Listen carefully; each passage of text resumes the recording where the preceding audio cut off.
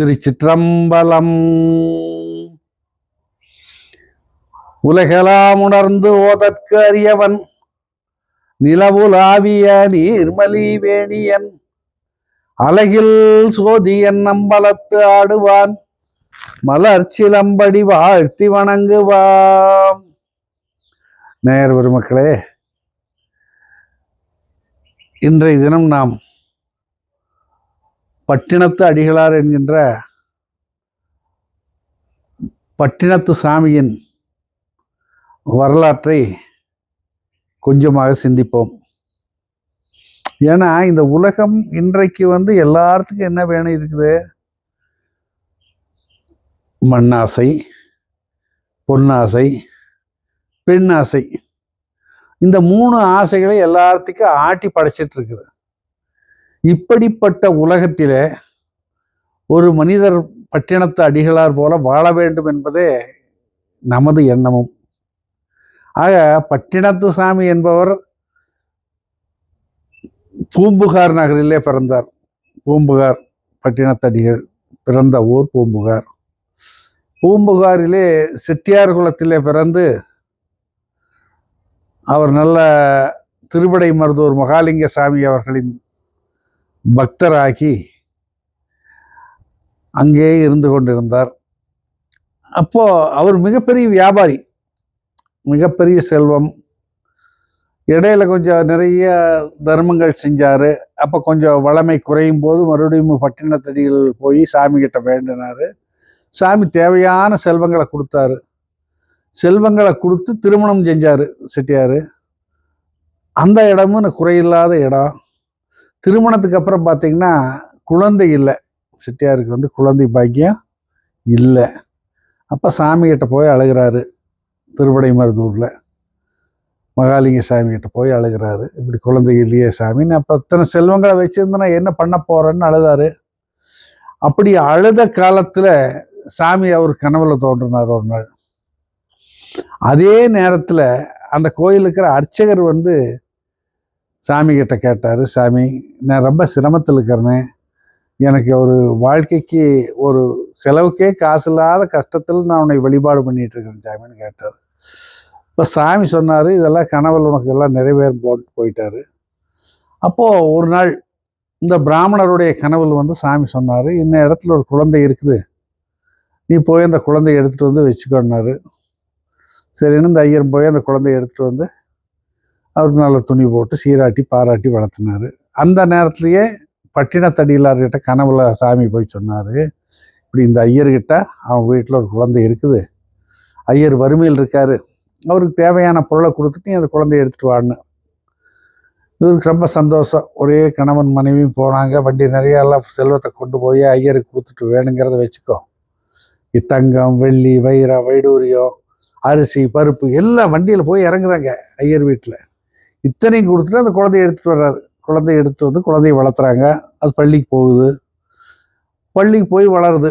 அந்த காலத்தில் பார்த்தீங்கன்னா இந்த செட்டியார் குடும்பங்கள், இன்றைக்குமே செட்டியார் குடும்பங்களில் அந்த வணிகர்கள், அவங்கள வைசியர்கள்னு சொல்லுவாங்க, அவங்களாம் இப்போ செட்டியாருங்கிறேன். செட்டியார்னு நான் சொன்னான்னா அவர் செட் பண்ணுறாரு, வியாபாரம் பண்ணுறாரு, அதனால அவங்க செட்டியார் ஆனாங்க.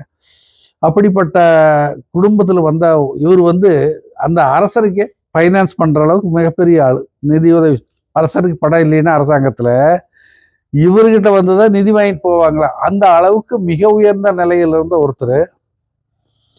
அப்படிப்பட்டவர் அந்த பையனை கண்ணு கருத்துமா வளர்த்துறாரு. நாளொரு வண்ணம் பொழுதொரு மேனியுமா அந்த பையன் வளர்ந்துட்டு வர்ற. அப்படி வளர்ந்துட்டு வர்ற காலத்தில் ஒரு 15 வயசு ஆச்சுன்னா அந்த கல்வியெல்லாம் முடிச்சுட்டு வியாபாரத்துக்கு அனுப்புவாங்க இந்த பசங்களை எல்லாம் வெளியூருக்கு. அப்படி இவரும் தன்னுடைய மகனுக்கு கையில் பொண்ணும் பொருளும் கொடுத்து வெளியூருக்கு அனுப்புகிறாரு. அப்படி போகிறவங்க கடலில் தான். அந்த காலத்தில் இப்போ நம்ம ஊர் மாதிரி ரயில் பஸ்ஸில் ஏரோப்ளானில் போகிறது இல்லை, கடலில் போய் கப்பலில் போய் பயணம் செய்கிறாங்க. அப்போ போகும்போது நண்பர்கள் ஒருத்தருக்கு ஒருத்தர் விளையாடிட்டு ஆடிட்டு பாடிட்டு ஆனந்தமாக போகிறாங்க. போய் அந்த ஊர் கடற்கரையில் இறங்குறாங்க. கடற்கரையில் இறங்குறதையுமே எல்லாம் ஒட்டா சேர்த்துட்டு போய் அதை வாங்கலாம் இதை வாங்கலான்னு பேசுகிறாங்க. இவர் ஒன்றும் பேசலை, யாருக்கிட்ட ஒன்றும் பேசலை. இவர் வாட்டில் தனியாக உட்காந்துட்டார், தனியாக போயிட்டார். ஒரு 15-20 நாள் அந்த ஊர்களெல்லாம் பார்த்தீங்கன்னா என்ன நல்லா புதுசாக இருக்குதோ அதையெல்லாம் வாங்குவாங்க. வாங்கி எல்லாம் பெட்டி போட்டு கட்டி எல்லாம் துணியில் போட்டு கட்டி கொண்டு வருவாங்க ஊருக்கு. கொண்டு வந்து அந்த பொருளை ஒரு 10 ரூபாய்க்கு வாங்கியிருந்தாங்கன்னா இங்கே 100 ரூபாய்க்கு விற்கி அந்த மாதிரி வாங்கிட்டு வருவாங்க. அப்படி வாங்குற காலத்தில் இவங்க எல்லாமே நிறைய அந்த அந்த காலத்தில் பார்த்தீங்கன்னா கடல் கொள்ளை நிறைய போகும். கப்பலில் போகிறவங்க பிடிக்கிட்டு போகிறது, கடல் அடிக்கிறது இப்போவும் நடக்குது. இலங்கையில் போகிறவனை எல்லாம் அடிக்கிறான், பிடுங்குறான், எல்லாம் நடக்குது. அப்படி கடற்கொள்ளை அதிகமாக இருக்கிற காலத்தில் இவங்க போயிருக்காங்க. சரின்ட்டு போனாங்க, எல்லாம் பண்ணாங்க. அந்த பட்டாண்டு தண்டி இல்லாத பையன் என்ன பண்ணாருன்னா, இவர் இறைவனுடைய அம்சம். இவர் தனியாக போனார், கொஞ்சம் மூட்டைகளாக கொண்டு வந்தார். கப்பல் புறப்படுற வரைக்கும் பார்த்தீங்கன்னா காலையில் நிறைய மூட்டை வந்து இறங்குது அந்த கடற்கரையில். பொதி வண்டியில் எருதுக பூட்டி கொண்டு வந்து இறக்குறாங்க. இந்த பசங்கள்லாம் என்ன பண்ணியிருக்காங்க, துணி பைய சாக்கு பையன்னு வாங்கி மூட்டையை வச்சுருக்காங்க. இது பொதி வண்டியில் வந்து இறங்குந்தையும் பார்த்தோன்னா அவனுக்கு அதிசயம், என்ன இவன் என்னவோ ஒட்டு வாரானேங்கிறங்க வண்டியிலேன்னு. சரின்னு கொண்டு வந்து ஏற்றுறாங்க கப்பலில் ஏற்றுன பிறகு அவனுக்குனால தாங்க முடியல. இது என்னன்னு தெரியாமல் தூங்க முடியல அவனால். நைஸாக போனானுங்க, பார்த்தானுங்க எருவு, மாட்டுச்சாணா எருவு பல மூட்டைகள் இருந்தது. சரி எதிர்த்து பார்த்துட்டானுங்க. அப்புறம் பார்த்தானுங்க கொஞ்சம் நெல் உமி, அரைச்ச உமி, அது பல மூட்டையில் இருந்தது. ஒரே இவங்களுக்குள்ள ஆனந்தம், இந்த நாய்க்கு ஒன்றுமே தெரியல, எப்போ பெரிய பணக்கார அவன் கொடுத்த காசெல்லாம் வாங்கிட்டு வந்து இங்கே கொண்டு வந்து விட்டாங்க அப்படின்னு அவங்களுக்குள்ள ஒரு இது. அந்த காலத்துலேயே அவங்கக்கிட்ட பார்த்தா சேந்தனார்னு ஒரு கணக்கு புள்ள பல்லாண்டு பாடினவர், 13 பாட்டு பல்லாண்டு பாடினார். அந்த சேந்தனார் தான் அவருடைய கணக்கு பிள்ளை. அப்போது அவர் தான் பணம் கொடுக்கறது வாங்கிறது எல்லாம் பண்ணுறாரு. இவங்க எல்லாம் ஏறியாச்சு, கப்பல் புறப்பட்டாச்சு. ஊர் வந்து சேர்றதுக்கு முன்னாலேயே அவனுக்கெல்லாம் இந்த பசங்கள்லாம் இறங்கி குதித்து ஓடி போய் எப்பங்கிட்டா பா, நான் இதை வாங்கிட்டு வந்திருக்கேன், நான் அதை வாங்கிட்டு வந்திருக்கேன், தங்கம் கொண்டு வந்தேன், வெள்ளி கொண்டு வந்தேன், வைரம் கொண்டு வந்தேன், வைடூரியம் கொண்டு வந்து காட்டுறாங்க. அந்த ஊர், நம்ம ஊரில் இதனுடைய விலை இவ்வளவு, அந்த ஊரில் இதனுடைய விலை இவ்வளவுன்னு மிகப்பெரிய லாபம் சம்பாரிச்சிருக்கலாம் நாமோ அப்படின்னு காட்டிட்டு சொல்கிறானுங்க. அவன் பைத்தியக்காரன பிள்ளைய வச்சிருக்கான்னு ஒருத்தன், அவன் இரவா முட்டையும் இதையும் எடுத்துட்டு வந்திருக்கா, இவனை வச்சுட்டு என்ன பண்ணுறது அப்படின்னு எல்லாம் கிண்டலும் கேலியும் பண்ணியிருக்காங்க. இந்த செய்தி செட்டியாருக்கு வந்தது. செட்டியார் வந்து வீட்டில் பையன் உட்காந்து சாப்பிட போகிறான். அந்த நேரத்தில் இவனை ரூமில் வச்சு பூட்டிட்டு இவர் கடற்கரைக்கு போகிறாரு. கடற்கரைக்கு போய் இந்த மூட்டையெல்லாம் இறக்கி வச்சிருக்க இடத்துக்கு போனதையுமோ ஒரு மூட்டையை பிரித்து அந்த எருவை எடுத்து அங்கே இருக்கிற செவுத்தில் அடித்தார். செவுத்தில் அடித்த உடனே அந்த எருவு மூட்டைகளை பூரா வைரம், பச்சை மரகதம், அந்த மாதிரி பல வைரங்கள் ஒரே எருவில் அத்தனை. இவர் கொடுத்த பணத்துக்கு உண்டான வைரம் அந்த ஒரு எருவிலேயே இருந்துச்சு. அப்போ இவர் மிச்ச எருவெல்லாம் உடைச்சி பார்க்கும்போது இன்னும் எத்தனை கோடி வர்றது பார்த்தாரு. சரி ரைட்டு, இது என்னடா இதை கொண்டு வந்திருக்கான்னு அந்த சாக்கில் இருந்த உமியை எடுத்து கொட்டினார் கீழே. பூரா தங்கமாக மின்னுது. அப்போது அவன் என்ன பண்ணான்னா, சரி திருடர்கள் வந்தாலும் நம்ம பொருள் களவு போகக்கூடாதுங்கிற ஒரு மிகப்பெரிய ஞானத்தில் அவருடைய மகன் வந்து இதை இப்படி பண்ணி கொண்டு வந்தார். இப்போ தங்கமும் வைரம் வைடூரியம் இதெல்லாம் கோமேதகம்னு எல்லாம் கோடிக்கணக்கில் கிடைக்குது. இவர் ஒரே ஒன்றும் புரியல, இவருக்கு என்ன சொல்கிறதுன்னே புரியல. அத்தனையும் ஏற்றி கொண்டு போடா வீட்டுக்குன்னு சொல்லி வண்டிக்காரங்கிட்ட விட்டு போட்டு ஒடியாரார் வீட்டுக்கு வந்து பார்க்கும்போது அந்த அம்மா ஒரு பெட்டி கொடுத்து ஒரு கையில், ஏம்மா என்னம்மா ஆச்சு, பையன் எங்கம்மா, அவன் கூப்பிடம்மான்னு ரூமை திறக்கிறார். ரூமில் பையன் இல்லைங்க, அவன் எங்கேயோ வெளியே போகிறோம்னு போனால் இந்தாங்க இதை கொடுத்துட்டு போடணும். இவர் வாங்கி திறந்து பார்க்குறாரு அந்த பெட்டியை. அதில் காதில்லாத ஊசி, அதாவது நூல் கோர்க்கிற பக்கம் உடைஞ்சி கிடக்கிற அந்த ஊசி, ஒரு ஊசி பெட்டிக்குள்ளே வச்சு அதில் ஒரு ஓலை வச்சு கொடுத்தாரு. காதருந்த ஊசியும் வாராது காணே கடைவெளிக்க. அற்புதமான ஒரு தத்துவம். உலகத்தில் இதுவரைக்கே அவன் துறவின்னு சொன்னாலும் சரி, குடும்பஸ்தன்னு சொன்னாலும் சரி, வள்ளல்னு சொன்னாலும் சரி, எவனுக்குமே அந்த காதர்ந்த ஊசி கடைவெளிக்கு வராதுங்கிறத நம்புறது இல்லை யாரு. ஆக அப்படிப்பட்ட ஒரு இதை பார்த்தோன்னே ஒரு ஓடினாரு, ஆடினாரு, பையன் தேடினாரு, கிடைக்கல. இந்த பையன் எங்கேயோ மறைஞ்சிட்டார். ஓடினார் சாமிகிட்ட. மகாலிங்க சாமிகிட்ட போய் கதறி கதறி அழுதாரு, மண்டை அடித்தார், பண்ணார். ஒன்றும் இல்லை. பையன் காணாம போனவன் தான். அப்போ திரும்பி வீட்டுக்கு வர்றாரு. மனைவியோடு உட்காந்து பேசுகிறாரம்மா, இப்படி ஆகி போச்சே, தப்பு பண்ணிட்டுமே அப்படின்னு. அப்போ இறைவன் சொல்கிறாரு அசரீரியாக இருந்து, எதுக்கு ஆசைப்பட்டியோ அது குழந்தைக்கு ஆசைப்பட்டேன், குழந்தை உனக்கு கிடைச்சிது, அதை வச்சு பிழைக்க உனக்கு தெரியல அப்படின்னு. இதுக்கு ஒரு கதை சொல்லுவாங்க. ஒரு பெரிய துறவி அவர். இந்த கதை அவர் என்ன பண்ணுறாருன்னா, ஒரு ஊராக போவார். ஏதாவது ஒரு திருவோடு வச்சுருப்பார் கையில், யாசகம் எடுத்து சாப்பிடுவார். சத்திரம் திண்ணை கோயில் எங்கேயோ ஒரு பக்கம் நைட் படுத்துக்குவார். ஒரு கந்தல் துணியெல்லாம் ஒரு மூட்டை வச்சுருப்பார், அதை தலைக்கு வச்சுக்குவார். போத்துறதுக்கு ஒன்று வச்சுருப்பார். ஆனால் மிகப்பெரிய ஞானி. அவர் என்ன சொன்னாலும் அவர் தன்னை பார்த்தாருன்னா அவனை முகத்தை பார்த்தோன்னே சொல்லுவார், டேய் இவ்வளோ கஷ்டத்தில் இருக்கிற அல்லது இவ்வளோ சுகத்தில் இருக்கிற, உனக்கு இது நடக்க போகுதுன்னு சொல்லுவார். நாமளும் நிறைய பேருக்கு சொல்கிறோம், யாரும் நம்புறதில்லை. சொன்ன உடனே அது நடக்கு.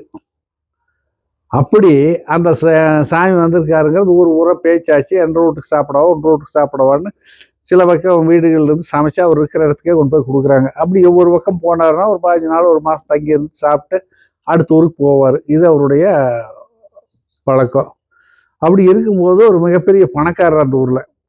அவருக்கு என்ன ஆசைன்னா, சாதாரண மனிதர்கள் வீட்டிலேருந்து சாப்பாடு கொண்டு போகிறாங்க, கொடுக்குறாங்க சாமிக்கு. அவர் உட்காந்து சாப்பிட்டு போயிடுறாரு. இந்த தடவை நம்ம வீட்டுக்கு கூட்டிகிட்டு வரணும் அவரை ஆசைப்பட்டார். சரின்னு வண்டிக்காரன் அனுப்புனார், போய் சாமி கூட்டிகிட்டு வரணும். சாமி இல்லைப்பா, எனக்கு சோறு இருக்குது மத்தியானத்துக்கு, நீ போயிட்டு வந்துட்டார். இவரே பார்த்தாரு, என்னடா இது சாமி வரமாட்டேங்கிறாரு. நேராக போனார், வண்டி கட்டிட்டு போய் நடுவே கால் விழுந்தார். சாமி நீங்கள் எங்கள் வீட்டுக்கு வரேன்னு, அவசியம் வரேன்னு, வந்து ஒரு வேளை சாப்பிடணும்.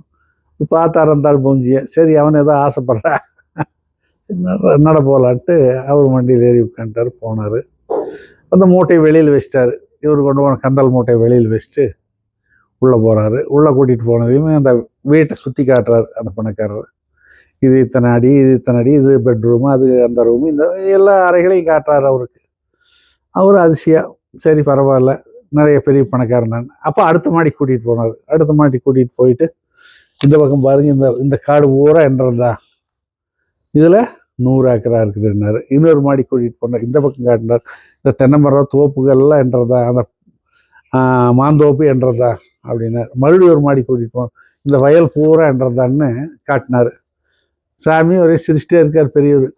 சிரிச்சிட்டே, சரி பரவாயில்ல, ரொம்ப சந்தோஷம், மகிழ்ச்சி அப்படின்னு கீழே கூட்டிகிட்டு வந்தார். இவர் திருவோட்டை எடுத்து வச்சார். சாமி தங்க தட்டே இருக்குதுன்னாரு. ஐயா நீ என்ற ஓட்டில் போடு, நீ எதை பண்ணியிருந்தாலும்னு எல்லாம் வாங்கினாரு. சாப்பிட்டாரு. சாப்பிட்டு முடிச்சோன்னே சந்தோஷப்பட்டார்.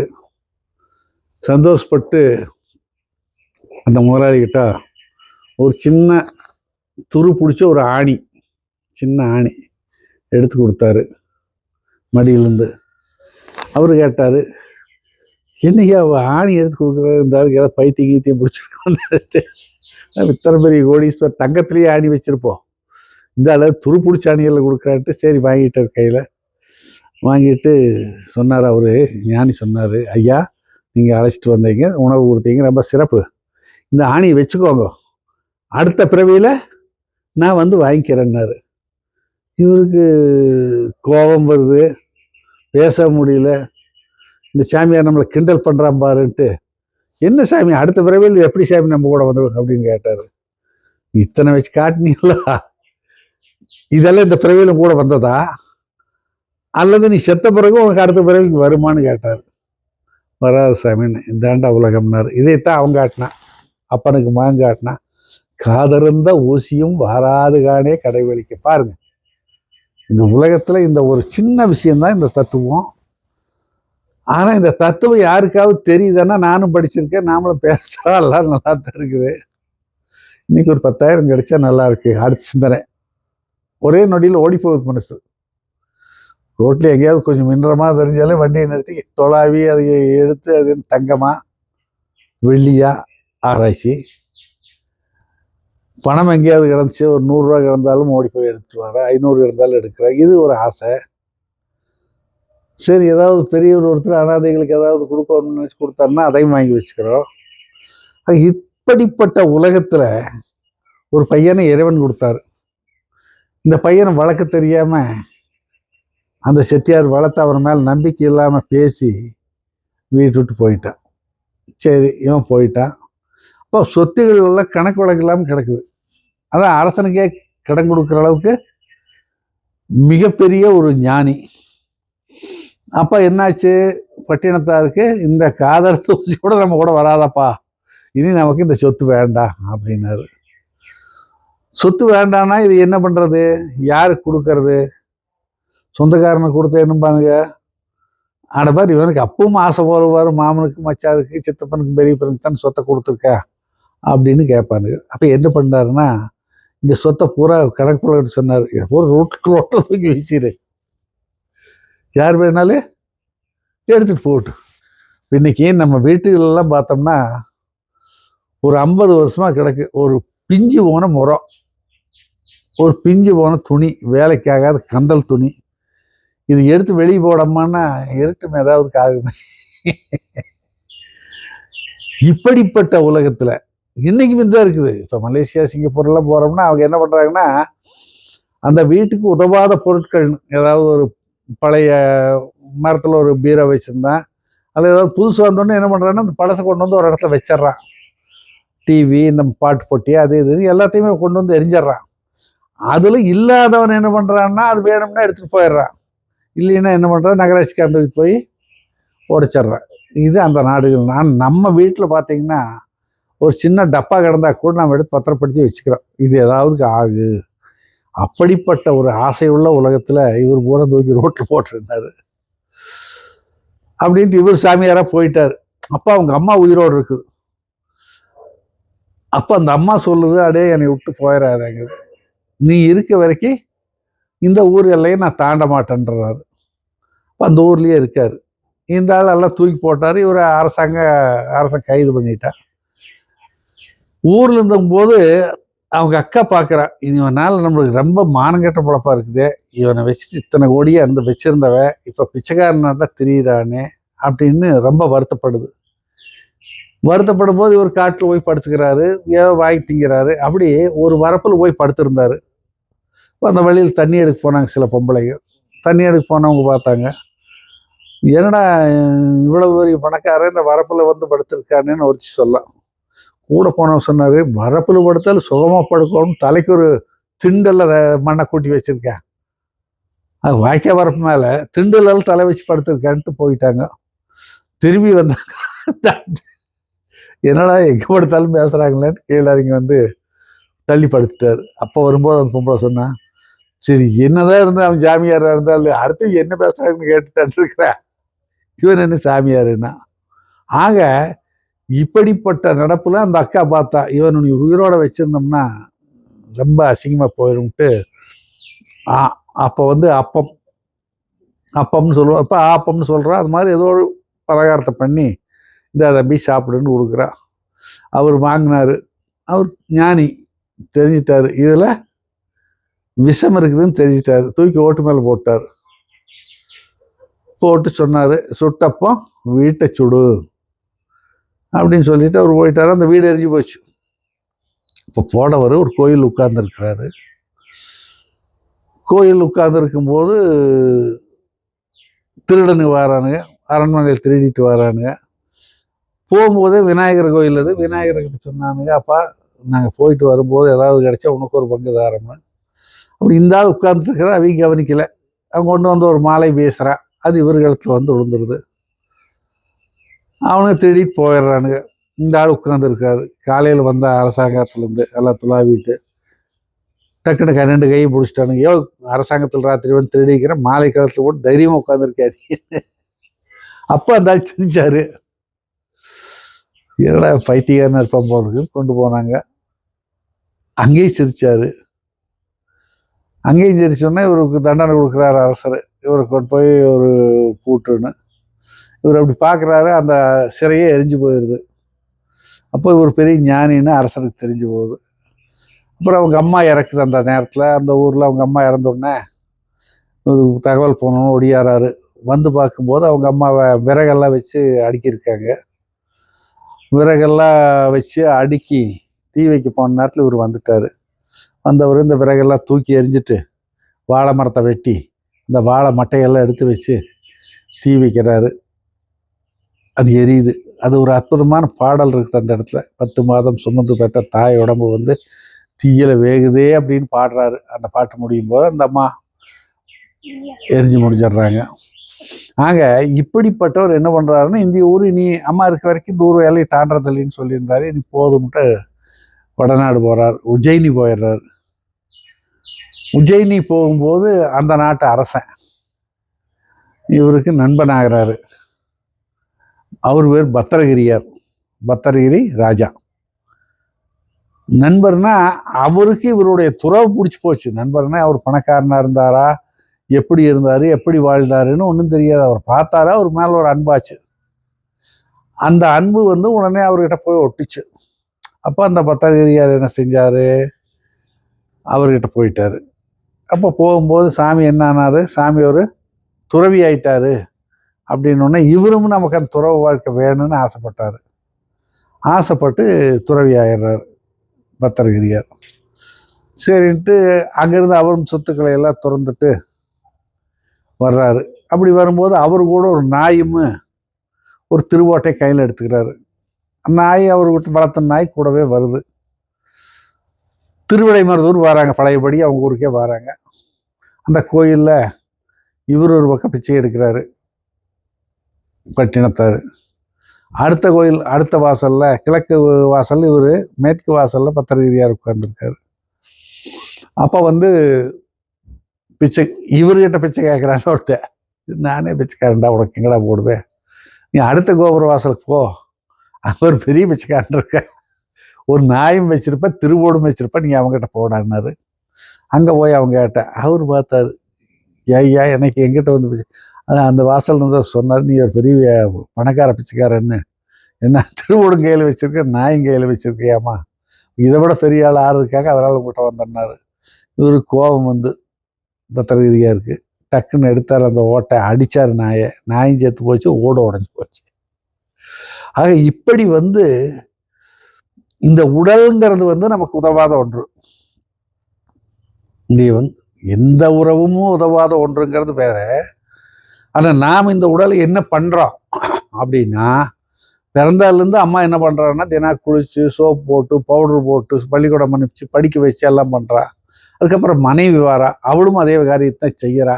நமக்கு வயசு ஆகி போச்சு, நடுறான்னு சொல்றோம், இந்த கால் நடக்க மாட்டேங்குது, கால் ஒத்துழைப்பு இல்லை, பாரு அப்படின்னு சொல்றோம், கண்ணு பார்க்குதா இல்லை. இதை எங்கள் அப்பிச்சி நல்லா சொல்லுவார். அருணகிரி சாமின்ட்டு இருந்தார், திருவண்ணாமலை ஈசானிய மடத்தில் இருந்தார் அவர். அவரை பார்க்க போயிருந்தோம். அன்னைக்கு நாமெல்லாம் நாத்திய கொள்கையில் இருந்தோம், நானும் எங்கள் அம்மாவும் போயிருந்தோம்.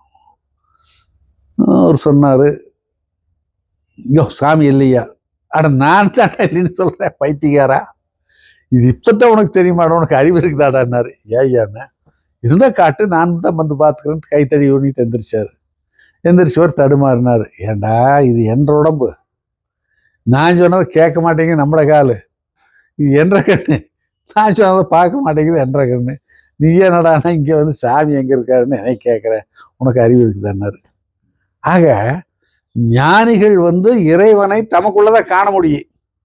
உள்ளம் பெருங்கோயில் ஒவ்வொரு நிலையும் அதைத்தான் சொல்றோம், சிவனோடு ஒக்கும் தெய்வம் தேடினும் இல்லை. இன்னைக்கு தைப்பூசம், தமிழ்நாடு பூரா கோடிக்கணக்கான மக்கள் இங்கேருந்து பழனிக்கு நடந்தே போயிருக்காங்க. சோறு வரிசையாக சோறு போடுறாங்க, ஆனால் அங்கே நிற்கிறதுக்கு இடமில்லை, வெயில் தைக்குது, அந்த சூடில் தான் நிற்கணும். அதே மாதிரி ஒவ்வொரு தமிழ்நாடு பூரா வந்து எல்லா முருகனுடைய கோயில்கள்லையும் தைப்பூச விழா நடக்குது சிறப்பாக. தைப்பூசம்னு என்னன்னா, தை மாதத்தில் வர பூச நட்சத்திரத்தில் முருகனுக்கு விழா, இது தைப்பூசம். ஆக நமக்கு தேடுதல்.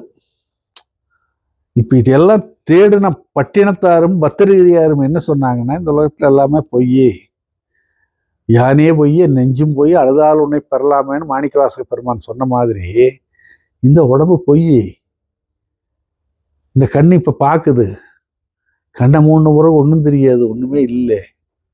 ஆக இப்படி பொய்யான ஒன்றை வச்சுட்டு மெய்ய தேடிட்டு இருக்கிறோம். மெய்யன்னு எதையும் நினைக்கிறேன், இன்னைக்கு ரோட்டில் போகிறதெல்லாம் மெய்யன்னு நினைக்கிறோம். பெரிய கார் ஒருத்தன் போகிற மெய்யி, கப்பலில் போகிற மைய, ஏரோப்ளானில் போகிற மைய, அந்த நாட்டுக்கு போகணும் மைய, அந்த அமைச்சரை சந்திக்கணும் மைய. இதுதான் நடக்குது. இன்றைக்கி இருக்கிற அரசியல்வாதி என்ன பண்ணுறா? என் பையனுக்கு ஆட்சிக்கு வரணும், என் பேரனுக்கு ஆட்சி, இப்படி எல்லாமே ஆசைப்படுகிறார்கள். இந்த ஆசை எல்லாமே பொய்ன்னு யாருமே நினைக்கிறது இல்லை. அப்போ பொய்ன்னு நினைச்சிருந்தாங்கன்னா இந்த உலகத்தில் இத்தனை துன்பங்கள் இல்லை. நமக்கு 2 குழந்தைங்க இருக்குதுன்னா கஷ்டப்பட்டு வேலை செய்கிறோம், சம்பாதிக்கிறோம், காப்பாற்றுறோம். அதோடு நம்ம கடை முடிஞ்சு போச்சு. நீ அவன் வருவா நாளைக்கு நமக்கு சோறு போடுறான்னு எதிர்பார்க்கக்கூடாது. ஒரு மிகப்பெரிய பணக்காரர் இருந்தார். அவர் வயசுக்கு நிறைய சம்பாதிச்சார். தங்கம், வெள்ளி, வைரம், பணம், நகைன்னு. அதை என்ன பண்ணாருன்னா, இது திருடனுக்கு அதிகம்னு செவருக்கு வீடு கட்டினார். ஒரு வீடு பெரிய செவராக வச்சார். அதுக்குள்ளே நடுவு இரும்பு பெட்டியில் வச்சு அதெல்லாம் கட்டி போட்டார் வீட்டை. வீட்டை கட்டின பிறகு உடம்புக்கு சரியில்லாமல் போச்சு. பசங்க 2 பசங்க 2 பொண்ணுங்க எல்லாம் 4 பேரும் வந்து உட்காந்துருக்காங்க. அதுங்களுக்கு எல்லாம் பெரிய வயசு ஆயிடுச்சு, கல்யாணம் பண்ணுற வயசு. எல்லாம் கல்யாணம் பண்ணதும் இருந்து எல்லாம் உட்காந்துட்டு அப்பா அப்பா அப்பா அப்பாங்கிறாங்க. அப்பா நிறைய அம்மா சொல்கிறா, அப்பா நிறைய சம்பாதிச்சான்டா, என்ன பண்ணான்னு தெரியலடா, கேள்றாங்கிறா. அப்போ அந்த பையன் போய் காது கிட்ட போய் அப்பா அப்பா அப்பாங்கிற. அப்பா இப்படியே பார்க்குறாரு, இப்படியே பார்க்குறாரு. புலனைந்தும் பொறிகளங்கி நெறிவழங்கி அறிவு அழிந்திட்டு ஐமேல் உந்தி அலமந்த போதாக அஞ்சேல் என்று அருள் செய்வான் அமரும் கோயில். எது? திருவையாறு. புலனைந்தும் பொறிகளங்கி, ஐம்புலங்கள் வேலை செய்யல, அறிவு போயிருச்சு, மதிமயங்கி அறிவு அழிந்துட்டு ஐமேல் உந்தி. இந்த ஈழை உள்ள இருந்து கோளையும் இருமலும் வந்து இந்த நேரத்தில் போய் மாங்கிட்டு உட்காந்து காது கிட்ட கேட்குறாப்பா சம்பாரிச்சியே இல்லை, எங்கப்பா வச்சேன்னு. அவனுக்கு அப்பவும் அந்த ஒரு உணர்வு வந்தது. இப்படின்னு கையை காட்டினா செவுத்த. அவன் என்ன நினைச்சா, அப்பா சம்பாரிச்செங்கன்னு கேட்டா வெளியில் இருக்கிற தோட்டத்தை காட்டுறான்னு சொன்ன.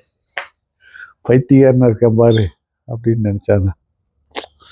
அப்புறம் மக போய் கேட்டிருக்க, அப்பா அந்த நகை பணமெல்லாம் வாங்கிட்டு வந்தீங்கல்ல, அதெல்லாம் பெட்டிகள் வச்சு அடுக்கி வச்சிருந்தியா, அது எங்க வச்ச அப்படிங்கிறான். அவன் இப்படின்னு காட்டுற, தண்ணி தொட்டிக்கிட்டான். பைத்தியன்னு இருப்பான் போலுக்கு, மண்ணு மேலே ஆசை இருக்குதுன்னு தண்ணி தொட்டி காட்டுறான் பாரு. அதை இடிச்சு நான் பார்த்தா சரி இவங்கிட்ட ஒன்றும் விஷயம் இல்லைன்ட்டு பையன் இன்னொருத்தன் வந்தான். அப்பா என்னப்பா காசெல்லாம் வச்சிருந்தியே, எங்கப்பா போச்சுன்னு. ஒரு 4 நாள் காட்டினான். எப்போ இந்த மாதிரி எல்லாத்தையும் நான் வச்சிருக்கேன்டா ஊரா. அவன் சொல்ல நினைக்கிறான், சொல்ல முடியல அவனால். அப்படின்னு நினச்ச உடனே இவங்க எல்லாம் பார்த்தாங்க. அவனை அந்த 4 நாள் எடுத்தான், தண்ணியில் போட்டான், ஊற்றுன வாயில். மக பார்த்தா, கொஞ்சம் மண் எடுத்தா, தண்ணியில் கொஞ்சம் கரைச்சா, ஊற்றுன வாயில். இன்னொரு மகன் பார்த்தேன்னு செவத்தனை காமிச்சான். செவத்தை கொஞ்சம் குரண்டி அந்த மண்ணை போட்டு வாயில் போட்டு தண்ணி ஊற்றுன, செத்து போயிட்டேன். கிழவை செத்து போயிட்டேன். கொண்டு போய் எல்லாம் அடக்கம் பண்ணிட்டு வந்தாங்க. அப்போ இந்த கொஞ்சம் இடிச்சு அந்த செவத்தை எடுத்தான் பாரு, அந்த இடத்துல ஒருத்தன் வந்தான். இந்த செத்து போனோட பேரம் வந்தான். ஒரு பையன் கல்யாணம் ஆயிருந்தான், பேரம் வந்தான். அவன் வந்து சும்மா இருக்காம அந்த இடத்துல இரும்பு கம்பியை வச்சு சுரண்டிகிட்டே இருந்தான். உள்ள பார்த்தா பணப்பெட்டி, இரும்பு பெட்டி, சினிமாவில் காட்டுற மாதிரி. இப்படி ஊடு பூரா பணமா வச்சிருந்தா. ஆனா அந்த பணம் அவனுக்கு பயன்படுதா? காதறிந்த ஊசியும் வாராது காணே கடைவெளிக்கே. இறைவா, இதை தெரிஞ்சு நாமளும் இத்தனை பாடுபடுறோமே, கஷ்டப்படுறோமே. எப்போ வந்து நம்மளை எல்லாம் ஆட்கொள்ள போறார் இறைவன்? மகிழ்ச்சி. நாமும் பட்டினத்தாரை போல உண்மையான துறவியா இருக்க முயற்சி பண்ணுவோம். நன்றி, வணக்கம். திருச்சிற்றம்பலம்.